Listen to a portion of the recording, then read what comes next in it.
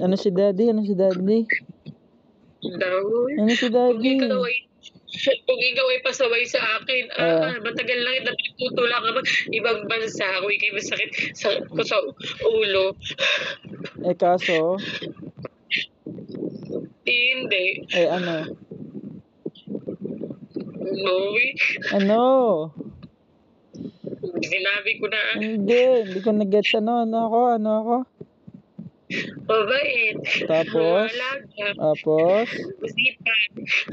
Masipag? Nasa iyo nga ang lahat. Nasaan lahat? May kulang pa. Ano pang kulang? Pogi. Yeah. Kaya sobrang kami mahal. Tapos kung ang trabaho mo na may hindi malapit, example, matagal na tayong ang trabaho mo na sa malayo, bisa mag-uwi dito. Baka hindi kita mamini.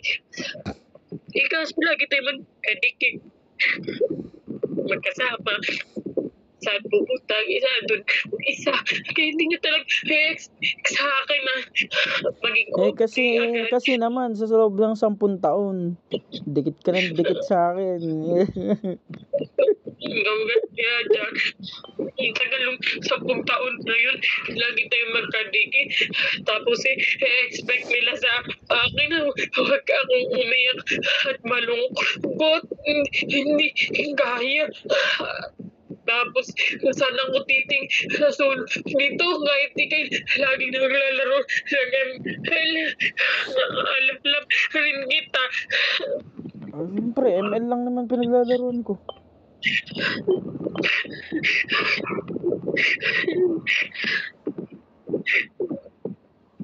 Kaya ang hirap. Kaya pakiramdam ko talaga kulang na kulang.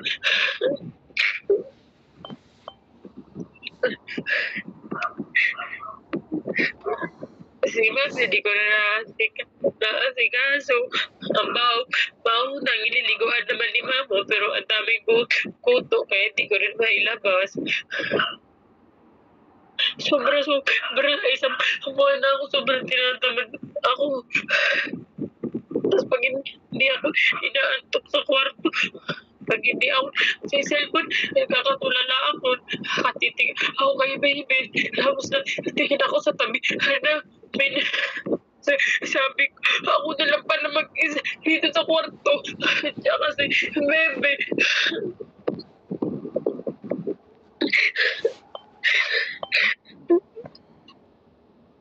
Ayan mo na kasi para naman sa inyo to lahat eh. Alam ko naman. Kaya huwag kayo mag-expect sa akin na maging okay. Agad ako, hindi ako iiyak, hindi ako malulungkot. Kasi ang hirap sa 10 taon natin magkasama. Ngayon mag-iwalay.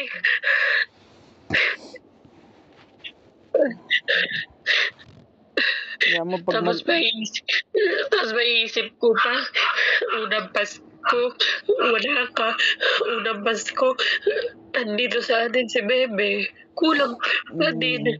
Yeah, matatawag ako sa inyo sa Christmas. Tsaka paglaki niya ni Baby, pwede mo na, mabibit-bit mo na yan kahit saan ka pupunta. Ay, hindi pag-halaga yun. Oo nga. Alam buwan na siya. 2 months na. Magti 3 months na. 4, 5. Sa susunod, nag-aaway na kayong dalawa yan. Yan mo, nadadating din yung panahon. Mabilis lang ang panahon. Uuwi din agad ako.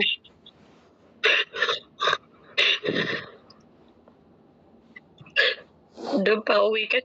Kung pauwi kami din, galing sa airport. Buti na lang, lagi nagpapatawa si Dudong. Hindi na sa tawa.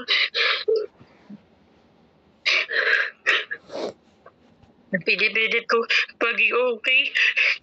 Kaso pagdating sa gabi, ang hirap. Sobrang hirap.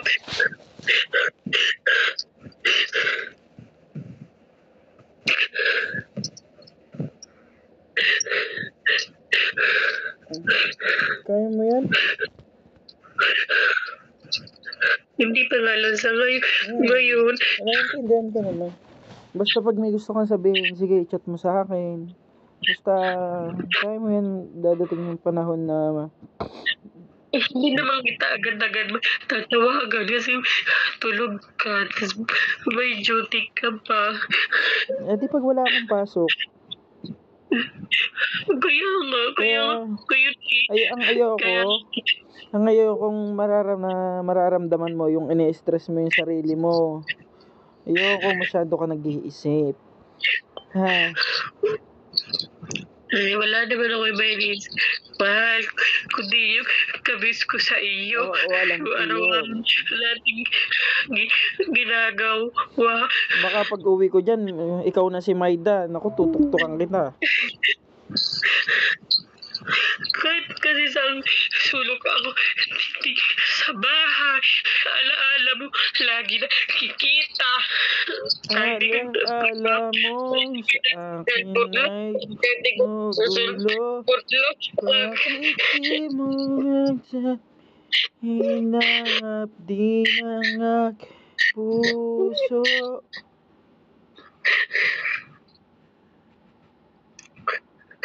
Sobrang miss.